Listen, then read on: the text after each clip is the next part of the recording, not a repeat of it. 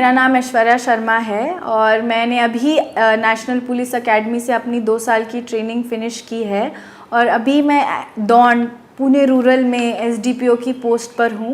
और मेरी पहली पोस्टिंग एकेडमी के बाद एसडीपीओ दौंड हुई है।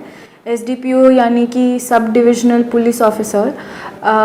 इसमें मेरे अंडर 5 पुलिस स्टेशंस आते हैं और इन पुलिस स्टेशंस की ओवरऑल सुपरविज़न, इनका वर्किंग, इनका क्राइम सब मेरे अंडर आता है। तो mainly sub divisional police officer का काम ये है कि मैं इन 5 पुलिस स्टेशंस को सुपरवाइज़ करूं और ये स्मूथली और आराम से फंक्शन करे, ये मेरा मेन काम है।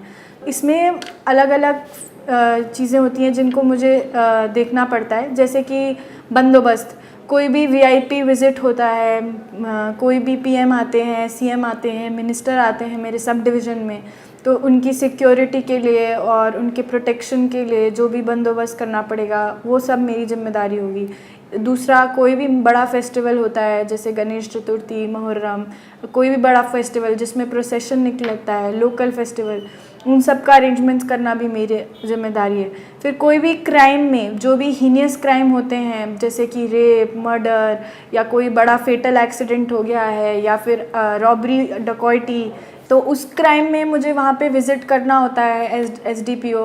वहाँ पे जो भी इन्वेस्टिगेटिंग ऑफिसर होता है पुलिस स्टेशन से, उसको इंस्ट्रक्शंस देने होते हैं कि उसे इस तरीके से काम करना चाहिए या ये इम्पॉर्टेंट बिंदु हैं जो उसे ध्यान में रखने चाहिए इन्वेस्टिगेशन के टाइम पे, ये एविडेंस हैं जो उसे कलेक्ट करने चाहिए, उनको कैसे कलेक्ट करना है, उनका क्या प्रोसीजर होता है, ये सब निगरानी रखना और विजिटेशन करना, विक्टिम्स के स्टेटमेंट लेना, जो भी विटनेसेस हैं जिनने आंखों देखा है वो गुनाह, उनका तपास करना, उनका स्टेटमेंट लेना, ये सब भी मेरा एक इम्पॉर्टेंट काम होता है।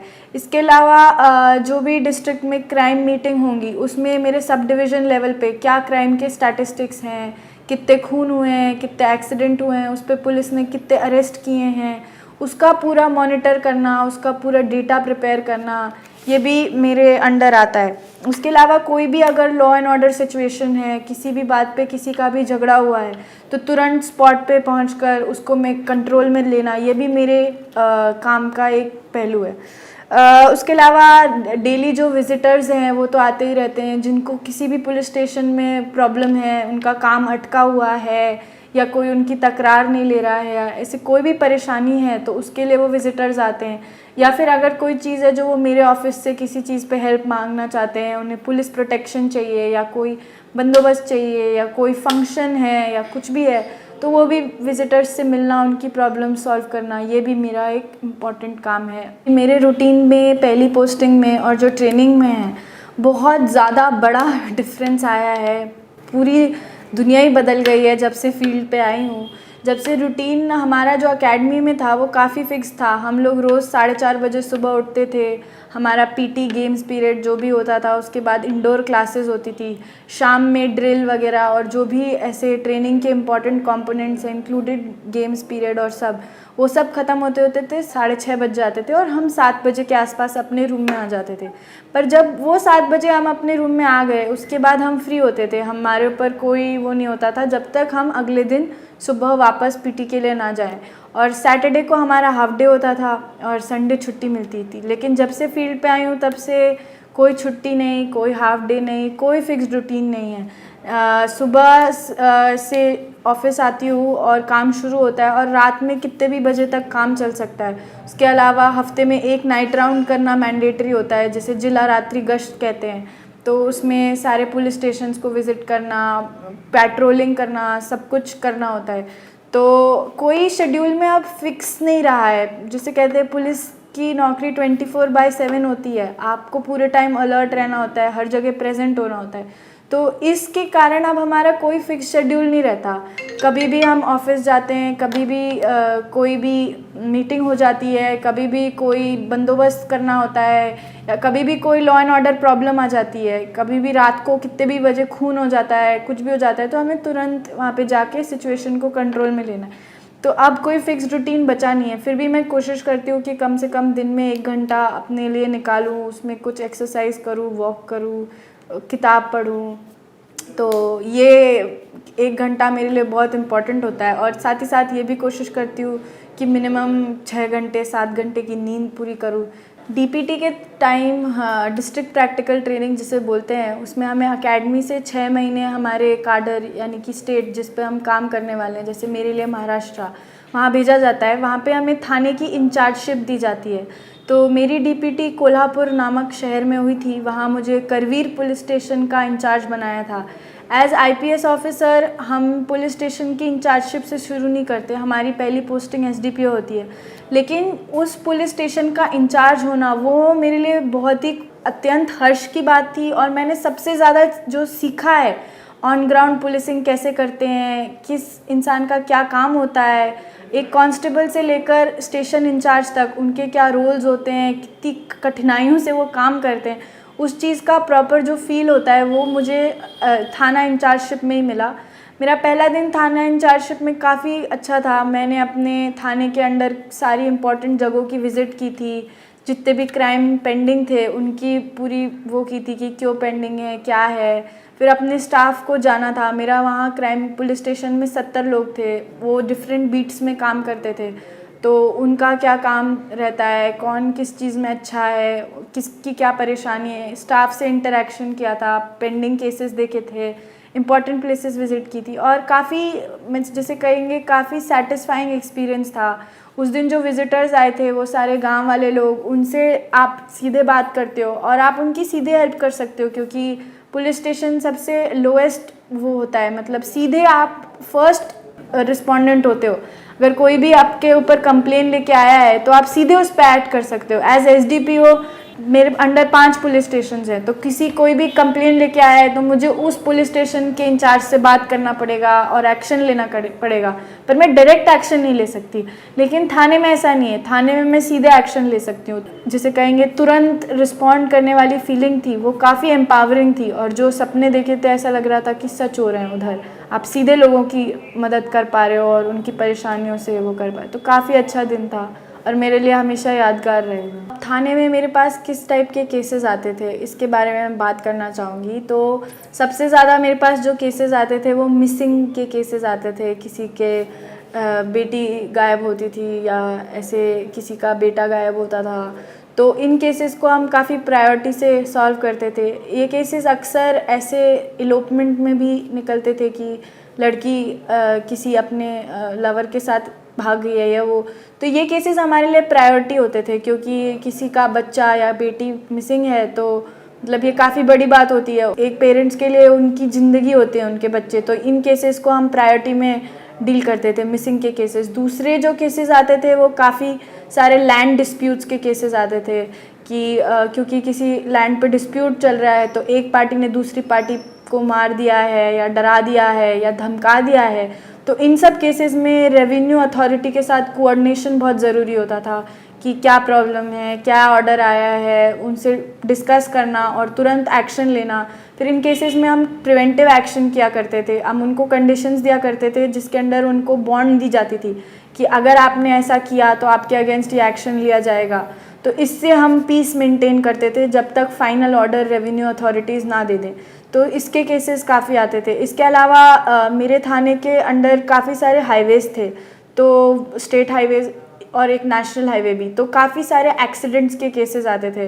तो एक्सीडेंट्स में सबसे इम्पॉर्टेंट होता था कि हम जो विक्टिम है उसको बचा पाएँ, उसको प्रॉपर मेडिकल केयर दे पाएँ, उसकी फैमिलीज़ को टाइम पे इन्फॉर्म कर पाएँ और तुरंत हेल्प कर पाएँ। और दूसरा, अगर जिसने भी वो एक्सीडेंट किया है अगर वो फ़रार है तो हम उसकी तुरंत के तुरंत अरेस्ट कर पाएँ, उसका लुकआउट कर पाएँ। फिर जो विक्टिम्स के फैमिलीज़ हैं उनको कैसे हैंडल करना। बाकी मेजर केसेस तो नहीं कहूँगी मैं, बट काफ़ी हमारे पास क्राइम अगेंस्ट वुमेन के केसेस भी आते थे, जैसे कि रेप और 354। तो उन सब केसेस में लड़की का मनोबल बनाए रखना, उसको कंफर्टेबल फील कराना, क्योंकि उसके काफ़ी मेडिकल टेस्ट वगैरह भी होते हैं, तो काफ़ी डरी हुई होती है उस टाइम पे। तो इसमें सही तरह की उसको एडवाइस देना, उसको मनोबल, उसको काउंसलिंग करना, इसके अलावा प्रॉपर इन्वेस्टिगेशन करना, सारे साइड्स के तथ्य लेना, क्योंकि जेन्युइन रेप केसेस होते हैं उनमें एविडेंस टाइमली कलेक्ट करना बहुत इंपॉर्टेंट होता है। मतलब अगर आपको किसी ने बताया है कि उसके साथ रेप हुआ है विदिन 24 आवर्स, तो अगर आप उसका टाइमली एविडेंस कलेक्ट कर सकते हैं तो कन्विक्शन फॉर श्योर आप ले सकते हैं। तो ये सब मैंने सीखा। उसके अलावा मर्डर के केसेस में इन्वेस्टिगेशन कैसे करते हैं, ऐसा कोई भी हीनियस क्राइम होता है तो हम अलग अलग टाइप की टीम्स बनाते हैं। एक टेक्निकल टीम होती है जो सारे सीसीटीवी, फ़ोन के सीडीआर ये सब लेती है। एक इन्वेस्टिगेटिंग टीम होती है जो सब विटनेसेस के स्टेटमेंट लेती है, और बाकी ऑन साइट जो भी अक्यूज़ड हैं, सस्पेक्टेड अक्यूज़ड हैं, उनके स्टेटमेंट्स लेना, उनका इंटेरोगेशन करना। फिर एक टीम होती है जो बॉडी का पोस्टमार्टम और सारे डॉक्टर के साथ कोऑर्डिनेशन करना, वो सब करती है। तो इन टीम्स के साथ कैसे हमें कोऑर्डिनेट करना, कैसे टीम वर्क इम्पॉर्टेंट होता है कोई भी इन्वेस्टिगेशन में और कोई भी मेजर क्राइम को डिटेक्ट करने में, चाहे वो मर्डर हो, चाहे वो डेकॉइटी हो, चाहे वो एचबीटी हो, हाउस ब्रेकिंग। तो ये सब मैंने अपने पुलिस स्टेशन के ड्यूरेशन में सीखा। इसके अलावा अगर कभी भी कोई इमरजेंसी आ जाती है, कोई भी लॉ एंड ऑर्डर प्रॉब्लम है, किसी ने रास्ता रोक लिया है या किसी की लड़ाई हो गई है, मारपीट हो गई है दो गटों में, तो तुरंत आपको कैसे रिस्पॉन्ड करना है, तुरंत आपको कैसे साइट पे जाके लोगों को अलग करके उनका पॉइंट ऑफ इंटरेस्ट हटा के कैसे उनको पैसिफाई करना है और बाद में कैसे एक्शन लेना है। जो भी बदमाश हैं या जिनने भी उकसाया है उनको तुरंत अरेस्ट करना है, उन पर प्रॉपर प्रिवेंटिव एक्शन लेना है। तो ये सब मैंने पुलिस स्टेशन में सीखा और ये काफ़ी इम्पॉर्टेंट लर्निंग एक्सपीरियंस था मेरे लिए पुलिसिंग में आगे जाके भी। ट्रेनिंग में जो हमें बातें सिखाई जाती है उनका फील्ड पे रेलेवेंस बहुत ज़्यादा है। ट्रेनिंग में हमें सिखाया जाता है कि कैसे इमरजेंसी को हैंडल करना है, हमें इतना सारा स्ट्रेस से सब्जेक्ट किया जाता है, डिफ़िकल्ट सिचुएशंस में छोड़ा जाता है और हम उनको ओवरकम करते हैं। तो उसके बाद जब हम फील्ड में वही सिचुएशंस वो करते हैं तो हमें कभी ऐसा फील नहीं होता कि हाँ हम ये नहीं कर सकते या ये बहुत मुश्किल है या ये हो ही नहीं सकता। इनफैक्ट हमें हमेशा मन में ये विश्वास होता है ट्रेनिंग के बाद कि हम सब कुछ कर सकते हैं, हम इतने केपेबल हैं, हम हर चीज़ मैनेज कर सकते हैं। चाहे कोई भी प्रॉब्लम आए उसका कोई ना कोई सल्यूशन ज़रूर है और हमारी ट्रेनिंग हमें इक्विप करती है, चाहे वो टेक्निकल स्किल्स हों, हमारे proper investigation modules, forensic science modules, model police station जिसमें एक पुलिस स्टेशन में क्या क्या होता है 3 दिन तक हमें वो सब सिखाया जाता है एकेडमी में, जैसे कि वो एक एक्चुअल पुलिस स्टेशन हो। हमें उसमें हर टाइप का रोल दिया जाता है कि आप कांस्टेबल की तरह भी बिहेव कीजिए, आप बीट अमलदार की तरह बिहेव कीजिए, आप समन्स वारंट सर्व करने वाले की तरह बिहेव कीजिए, आप सेंट्री ड्यूटी जो करता है पुलिस स्टेशन में उसकी तरह बिहेव कीजिए, आप एसएचओ की तरह बिहेव कीजिए। तो इन सब मॉड्यूल्स के थ्रू हमें एक बेसिक एक्सपोजर मिला हुआ होता है कि हाँ फील्ड में हमें ऐसे करना है। उसके अलावा जो भी रायट या कोई भी लॉ एंड ऑर्डर होता है तो हमारे लिए ट्रेनिंग में रायट कंट्रोल ड्रिल होता है, तो उसमें हमें कैसे सामना करना है पब्लिक का, चुनौती कैसे देना है उनको कैसे समझाना है, उनसे कैसे नेगोशिएशन यूज़ करना है। क्योंकि हमें पुलिस में सिखाया जाता है कि हमें मिनिमम फोर्स यूज़ करना है, बिना लोगों को हर्ट किए हमें उनको कंट्रोल करना है ताकि जान और माल की हानि ना हो। तो कैसे वो नेगोशिएशन करना है, कैसे उन्हें पैसिफाई करना है, कैसे उनकी बात हमें सुनना है और हमारी बात उन तक पहुंचाना है, ये सब हमें एकेडमी में सिखाया जाता है। तो ये सब फील्ड पे काफ़ी यूज़फुल होता है। इसके अलावा हमें इंटरनल सिक्योरिटी, वीआईपी सिक्योरिटी की क्लासेस दी जाती हैं, उसमें हमें सारे टाइप के वीआईपी बंदोबस्त बताए जाते हैं, क्या क्या हमें सिक्योरिटी में इंपॉर्टेंट पॉइंट्स हैं जो ध्यान में रखने चाहिए और क्या क्या हमें पहले से प्रिवेंटिव एक्शन लेना है, इंटेलिजेंस गैदर करनी है, कैसे हमें अपने सोर्सेज बनाना है। ये सब चीज़ें हम पहले से एकेडमी में सीख के आते हैं, लेकिन प्रैक्टिकली जब हम करते हैं तो हमें समझ आता है कि अच्छा हमें जो एकेडमी में सिखाया था वो कितना ज़रूरी था। और उस टाइम पे उसकी रेलेवेंस समझ में आए ना आए पर फील्ड में हमें काफ़ी अच्छे से समझ में आता है। और एकेडमी बेसिकली हमें एक ढांचा बना के देती है, उसके बाद आगे कैसे उसमें पूरा वो भरना है ये हम पे डिपेंड करता है। और वो विथ एक्सपीरियंस हम सीखते जाते हैं, मतलब जैसे जैसे आप एक्चुअली फील्ड में एक्सपीरियंस करते हो आपका जो प्रीवियस नॉलेज है उस पर और एडिशन होते जाते हैं, आपको प्रैक्टिकल रियलिटीज़ भी पता चलती जाती हैं और वो उस हिसाब से आप मॉडिफाई कर सकते हो। लेकिन मैं ये ज़रूर मानती हूँ कि हमारी एकेडमी की जो 2 साल की ट्रेनिंग है वो हमें एक बेसिक जो ढांचा है वो पूरा तैयार करके देती है पुलिस ऑफिसर का, और हमें एक बेसिक पता होता है कि हमें इस सिचुएशन में ऐसे रिएक्ट करना है। हमारे पास सारी स्किल्स और सारा नॉलेज होता है, बस उस पर जो लोकल चीज़ें हैं वो हम एक्सपीरियंस के साथ सीखते जाते हैं।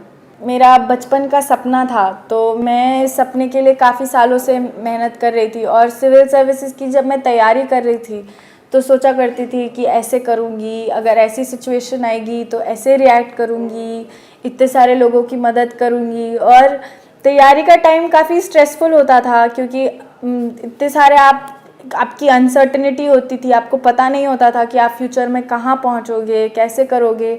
तो आई थिंक उस टाइम पे बस यही होता था कि किसी तरह मैं क्रैक कर लूँ एग्ज़ाम और बन जाऊँ, और बहुत ही हम एक्साइटेड होते थे। तब हमें प्रैक्टिकल डिफ़िकल्टीज़ का भी कोई आइडिया नहीं होता था, नहीं पता होता था फ्यूचर कैसा होगा। पर हम ये ज़रूर कामना करते थे कि जितने सारे लोगों की मदद कर पाएंगे, उनकी परेशान घड़ियों में उनका साथ दे पाएंगे तो उतना करेंगे, और जितना चेंज ला पाएंगे लाएंगे।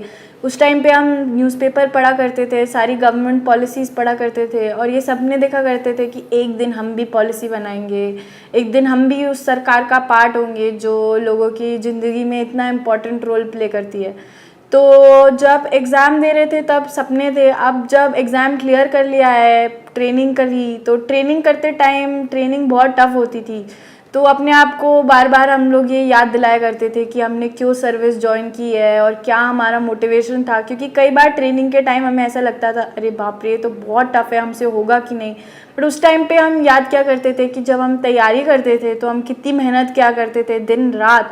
ये हमारा कितना इम्पोर्टेंट सपना था, इसके लिए हमने अपनी सारी चीज़ें सेक्रीफाइस की, चाहे वो कॉलेज लाइफ के कुछ मस्ती हो या प्लेसमेंट हो या कुछ भी हो। हमने फैमिली के कितने फंक्शंस मिस किए, कब कितनी बार हमने अपनी कितनी इच्छाओं को मारा इस सपने के लिए। तो फिर हम रियलाइज़ क्या करते थे कि हाँ, ये ट्रेनिंग हम करेंगे, ये ट्रेनिंग करके ही हम वैसे ऑफिसर बनेंगे जो चेंज ला सकता है। तो काफ़ी अच्छा एक्सपीरियंस रहा है मेरा पूरी जर्नी में। अप्स एंड डाउन्स रहे हैं, कई बार अच्छे दिन रहे हैं और कई बार काफ़ी बुरे दिन रहे हैं, जब काफ़ी बुरा लगता था कि अरे आज तो कुछ कर ही नहीं पाई, आज तो वो नहीं हुआ। पर कई बार ऐसे दिन भी रहे हैं जब लगा है कि हाँ, ये जॉब बिल्कुल वर्थ इट है। तो मैं ऐसे कहूँगी कि एक रोलर कोस्टर राइड है, इसमें कभी बहुत अच्छे दिन आते हैं, कभी बहुत बुरे दिन आते हैं। But at the end of the day जो सेटिस्फैक्शन होता है कि हाँ, हम जिस काम के लिए आए थे वो हम काम कर रहे हैं, हम रोज़ इतने सारे लोगों से मिल रहे हैं, उनकी परेशानियों को समझ रहे हैं, अपनी तरफ से उनका जितना मदद कर सकते हैं वो कर रहे हैं, ये रियलाइजेशन काफ़ी सेटिस्फैक्शन देता है। तो हर दिन आप जब सोने जाते हो तो आपको फील होता है हाँ, इतने सालों की जो मेहनत है, जो पढ़ाई में की, ट्रेनिंग में की, सब वर्थ इट है। और इट्स बिन वेरी मेमोरेबल, बहुत ही अच्छा सफ़र रहा है, यादगार सफ़र रहा है। एक लेडी आईपीएस ऑफिसर की किसी कॉलेज लाइफ की लड़की से ज़िंदगी काफ़ी अलग होती है। कॉलेज लाइफ में आपकी प्रायोरिटीज़ काफ़ी अलग होती हैं, आपकी पढ़ाई, आपका करियर, ये तो होती है। साथ ही साथ कोई लेटेस्ट मूवी रिलीज़ होती है जो आपको देखनी होती है, कुछ मॉल होता है जहाँ आपको जाना होता है, आपके दोस्तों के साथ आप पार्टी कर रहे होते हो, आप उनके साथ हैंग आउट कर रहे होते हो, इम्पॉर्टेंट इश्यूज़ पे आपके डिबेट्स चलते हैं, डिस्कशंस चलते हैं। और आपकी एक अपने दोस्तों में ही एक दुनिया होती है जिसमें आप खुश रहते हो उनके साथ, और काफ़ी अच्छा फेज़ होता है जिसको मैंने खुद भी एक्सपीरियंस किया है। लेकिन एक लेडी पुलिस ऑफिसर बनने के बाद आपके कंधों पे काफ़ी बड़ी रिस्पॉन्सिबिलिटी होती है। मतलब मूवीज़ वगैरह आप देखते हो जब भी मौका लगता है, बट वो आपकी प्रायोरिटी नहीं होती। बट आपकी प्रायोरिटी शॉपिंग ये सब कुछ नहीं होती, क्योंकि आप यूजुअली यूनिफॉर्म पहनते हो, तो यूनिफॉर्म में ही आपकी ज़िंदगी निकलती है।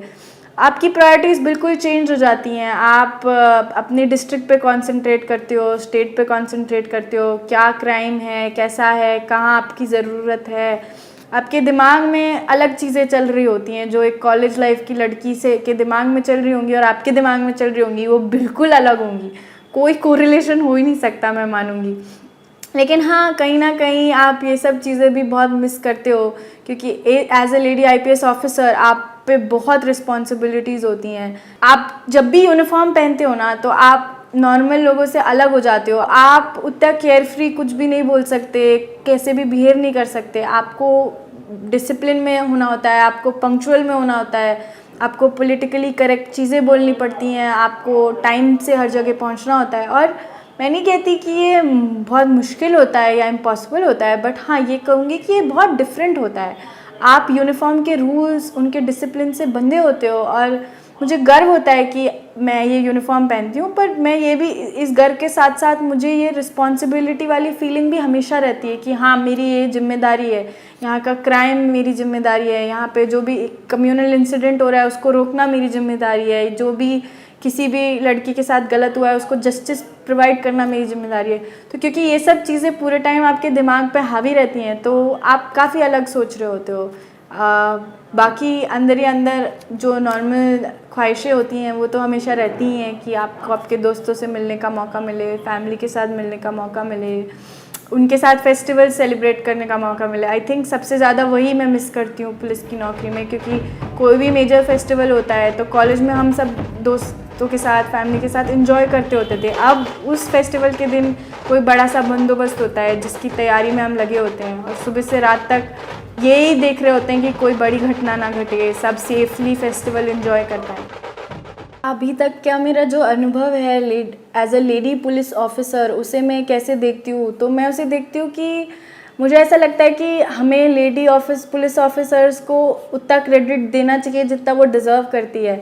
मतलब मेरा ये कहना नहीं है कि जो बाकी फील्ड्स में लेडीज़ काम करती हैं उनकी क्या कोई परेशानी कम है मेरे कंपैरिजन में, बट हाँ ये मैं मानना चाहूँगी क्योंकि ये एक मेल डोमिनेटेड फोर्स है तो इसमें आपको अपनी आवाज़ बनाना, आपको वजूद बनाना नॉर्मल से शायद थोड़ा ज़्यादा मुश्किल है। और क्योंकि पुलिस का जॉब 24/7 है, जो कि आई थिंक डॉक्टर्स का भी रहता है, तो वही परेशानियां या वही चीज़ें जो उनके जॉब में वो फेस करते हैं वो आप पुलिस की नौकरी में भी फेस करते हो। अगर आपकी फैमिली होती है, जैसे मैंने बहुत सारी वर्किंग फीमेल ऑफिसर्स को देखा है जो इनफैक्ट इवन ट्रेनिंग के दौरान जो अपने 1-1 साल के 2-2 साल के बच्चों को छोड़ के आती हैं और फिर ट्रेनिंग के ड्यूरेशन में कितना वो मिस करती हैं अपने बच्चों के साथ रहना, उनकी ज़रूरतों का पूर्ति करना, वो मतलब वो नहीं कर पाती हैं। उस टाइम पे उनको अपनी फील्ड पे होना होता है, अपना 100% देना होता है और इस कारण ये तो मैं मानती हूँ कि उनके लिए फैमिली लाइफ और वर्क लाइफ बैलेंस मेंटेन करना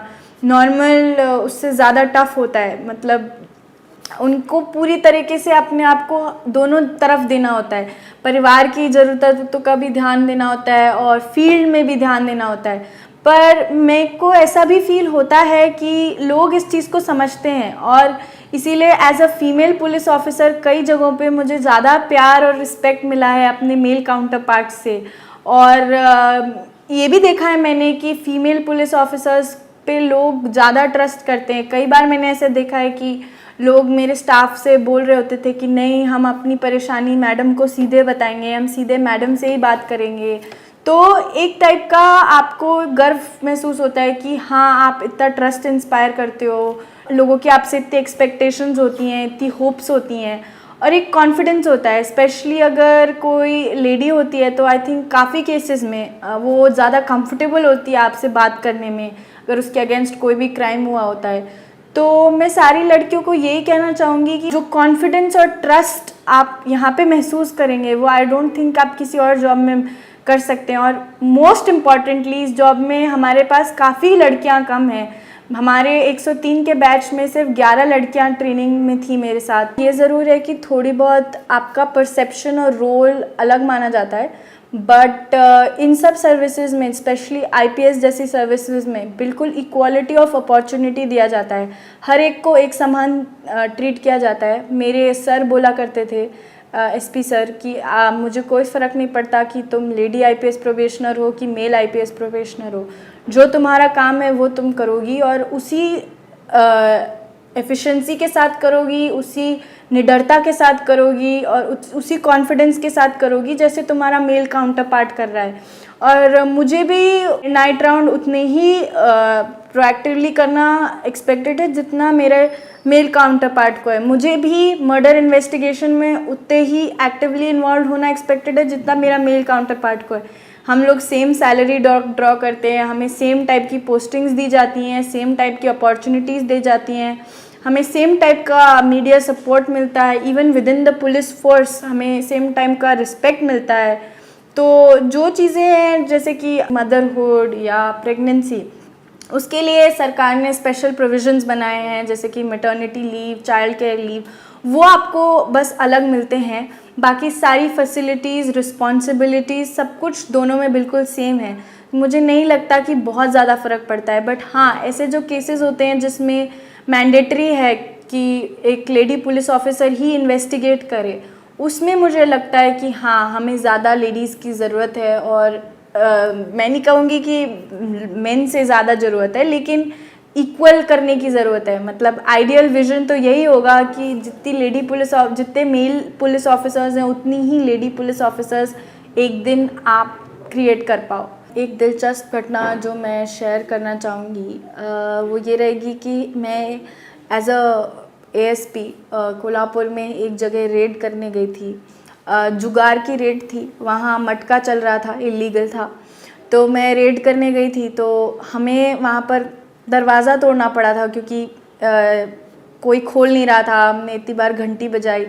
सीआरपीसी में हमें इंस्ट्रक्शंस होता है कि अगर आपके साथ कोऑपरेट नहीं करे और अगर आपको ऐसा लगता है कि कोई क्राइम हो रहा है दरवाजे के पीछे और उसका सल्यूशन आपके पास और कोई तरीका नहीं होता, आपने इनफ अनाउंसमेंट कर चुके होते, सब कुछ किए होते हैं, अगर आपको लग रहा है कि क्रिमिनल अंदर छुपा है और अंदर ही वो एक्टिविटी हो रही है, तो आपको दरवाज़ा तोड़ना होता है।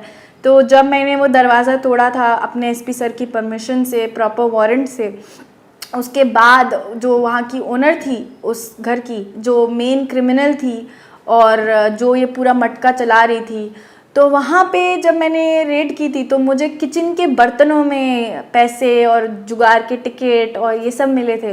तो जैसा आप मूवीज़ में देखते हो वैसा मुझे रियल लाइफ में फ़ील हुआ था। उसके बाद वहाँ पे जो सिचुएशन टेंस हुआ था और उस लेडी ने पूरी बस्ती के लोग इकट्ठे कर दिए थे और हमारी कम फोर्स थी, 6-7 लोग थे, तो उसको पूरा मैनेज करना, वहाँ से सेफली बाहर निकलना, उस लेडी की प्रॉपर अरेस्ट करना, प्रॉपर पंचनामा करना, आई थिंक मेरी ज़िंदगी में वो बहुत ही चैलेंजिंग एक्सपीरियंस था।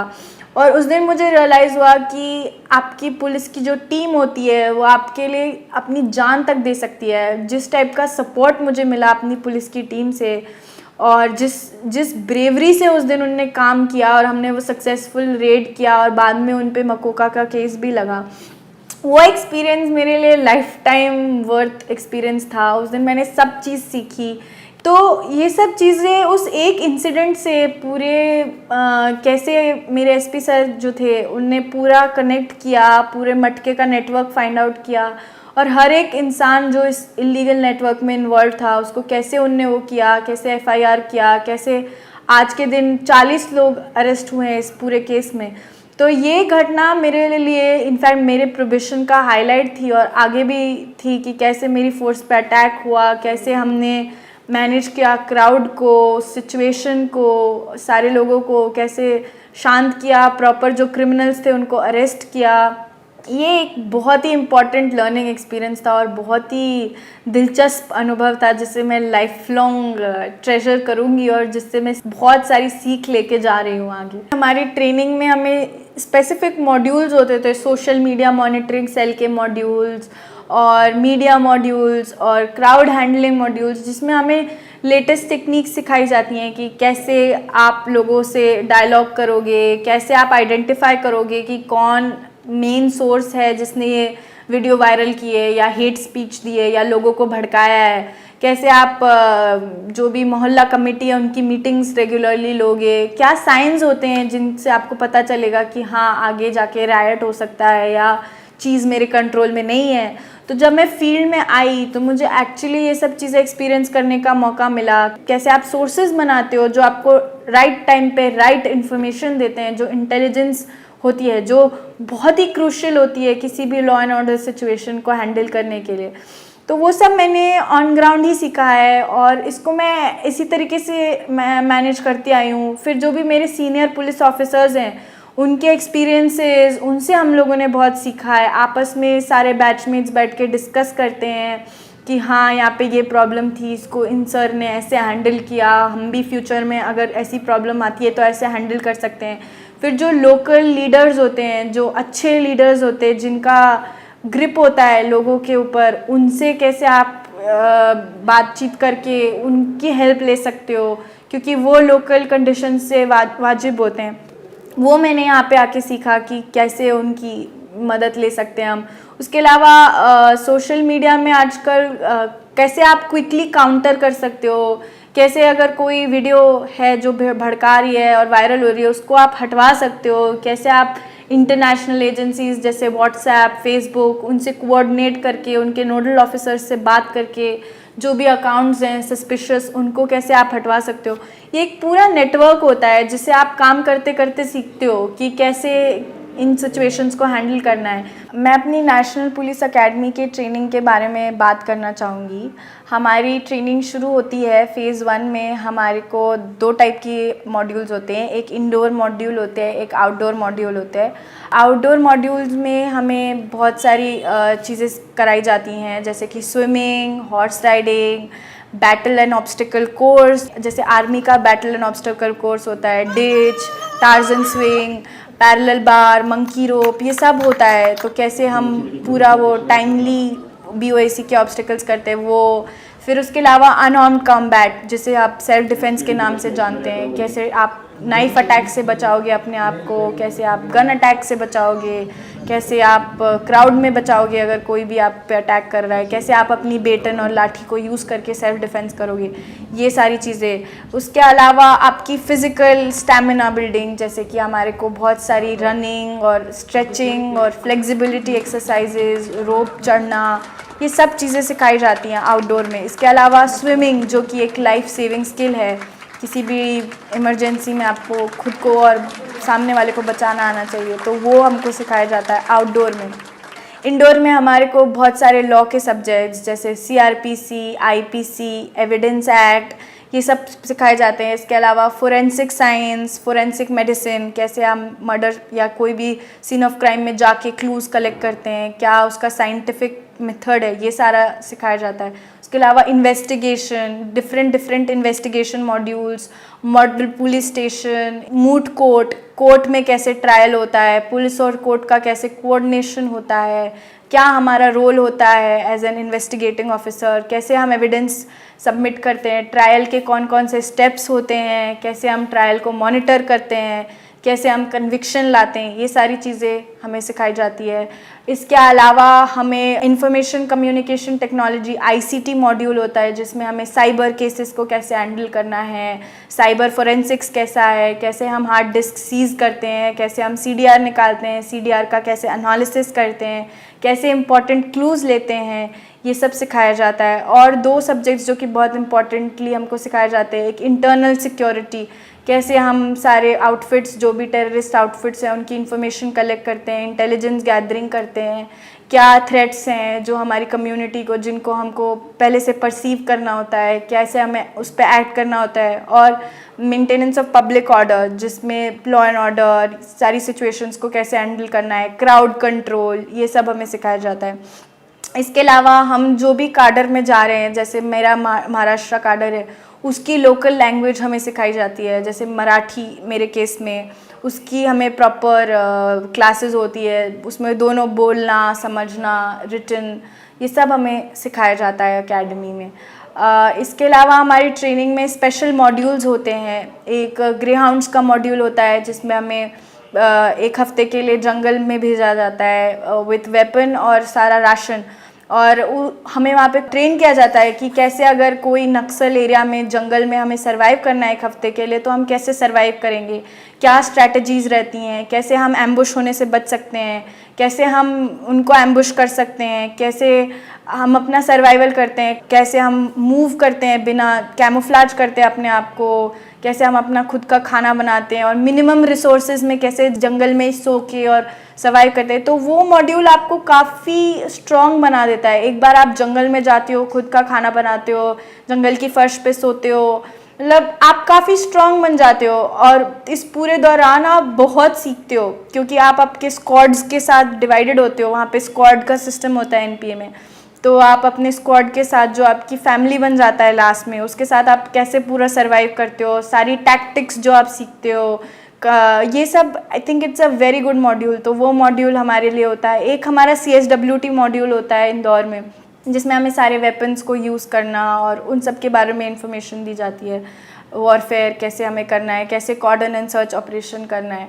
तो वो भी काफ़ी इंटरेस्टिंग मॉड्यूल होता है जो हमें सिखाया जाता है। एक हमारा ITBP रॉक क्लाइंबिंग मॉड्यूल होता है मसूरी में, कि कैसे हम रॉक्स पे अगर कभी ज़रूरत पड़े तो हम कैसे रॉक्स पे चढ़ सकते हैं, उतर सकते हैं, टारगेट को बचा सकते हैं, कोई लैंडस्लाइड या किसी में फंसा हुआ है तो उनकी कैसे हेल्प कर सकते हैं। ये सब चीज़ें उसमें हमें सिखाई जाती हैं। उसकी भी अलग एक्सरसाइजेज होती हैं, वो सब हमें सिखाई जाती हैं। और उसी में हमारा रिवर राफ्टिंग और बंजी जंपिंग का भी मॉड्यूल होता है, जिसमें हमें टीम के साथ, ये ऑप्शनल होता है, आपको कोई फोर्स नहीं करता है, लेकिन हाँ ये जो एक्सपीरियंस होता है बहुत यूनिक होता है। इसमें आपको आपके सारे टाइप के फियर को कॉन्कर करने को मिलता है, चाहे वो हाइट का फियर हो, पानी का फियर हो, और कैसे आप उसके बाद कभी भी कोई भी सिचुएशन में, क्योंकि कई बार ऐसा होता है कि बिल्डिंग में आपको होस्टेज को बचाना है तो आपको हेलीकॉप्टर से उस बिल्डिंग पे उतरना है, कैसे उतरना है, क्या करना है, कहाँ से कूदना है। तो उन सब केसेस में ये आपको काफ़ी हेल्प करता है, क्योंकि आपने एक बार कर चुका होता है तो आपका हाइट का डर चला जाता है और आपके सारे बाकी के डर भी जा चुके होते हैं। तो आई थिंक ये मॉड्यूल भी बहुत अच्छा होता है। इसके अलावा भी हमारा पार्लियामेंट अटैचमेंट होता है, जिसमें हमें पार्लियामेंट के सारे उनसे ऑर्गेनाइजेशन से मिलने का मौका मिलता है, इंटरैक्ट करने का मौका मिलता है। प्राइम मिनिस्टर से हम मिलते हैं, होम मिनिस्टर से हम मिलते हैं। इसके अलावा हमारा आर्मी CRPF अटैचमेंट होता है, जिसमें हमें आर्मी के साथ कैसे कोऑर्डिनेट करना है, इंसर्जेंसी वाले एरियाज़, चाहे JNK, नॉर्थ ईस्ट, इन सब के बारे में हमें इन्फॉर्मेशन दी जाती है और ये सब हमें सिखाया जाता है। तो बेसिकली हमारा फ़ेज़ 1 काफ़ी कॉम्प्रिहेंसिव होता है और हमारे सारे एस्पेक्ट्स इसमें कवर होते हैं।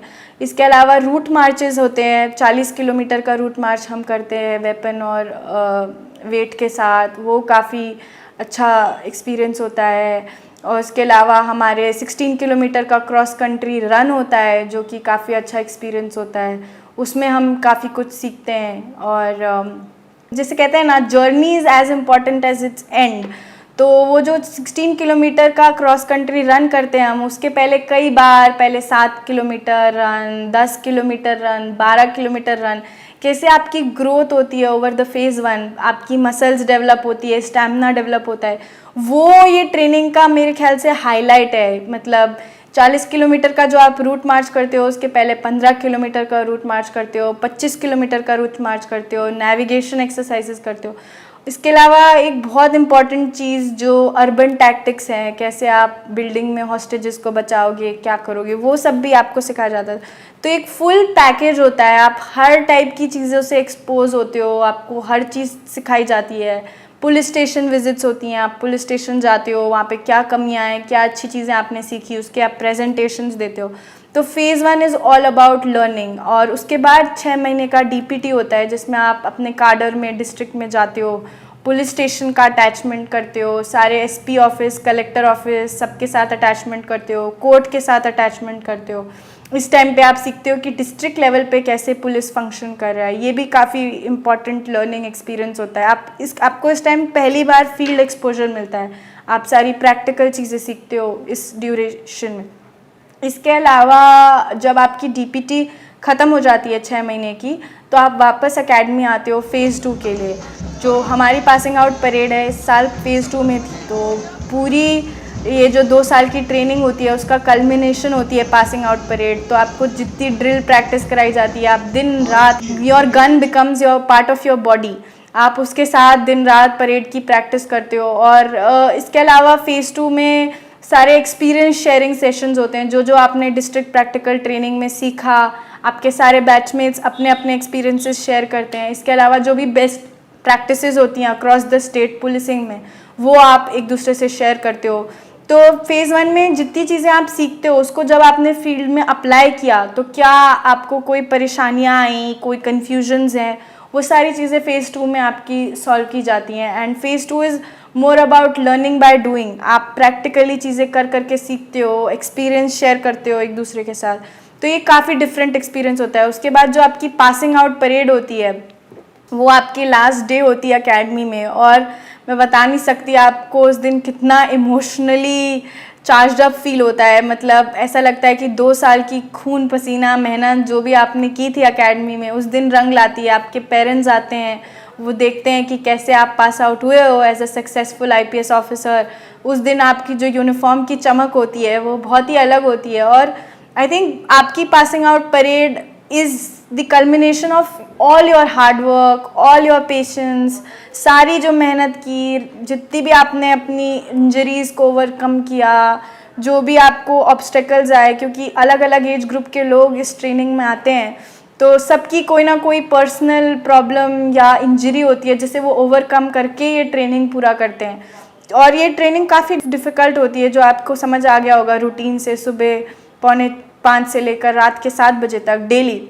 उसके अलावा काफ़ी सारे रूट मार्चेस, जंगल एक्सरसाइजेस, तो इट्स क्वाइट फिज़िकली टैक्सिंग।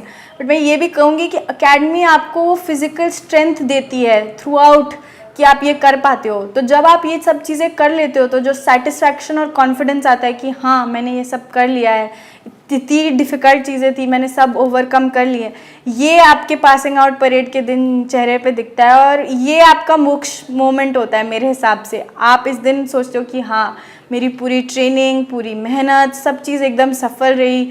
और उस दिन आपको जो प्राइड होती है जब आपके मम्मी पापा खड़े होकर आपकी पासिंग आउट परेड देखते हैं, वो I think it's worth everything. और ये मेरे ख्याल से ट्रेनिंग का हाईलाइट होती है। और आई होप किसी ना किसी दिन आप लोग इस ट्रेनिंग को करें, तब आप समझ पाएंगे जो जो मैं कह रही हूँ।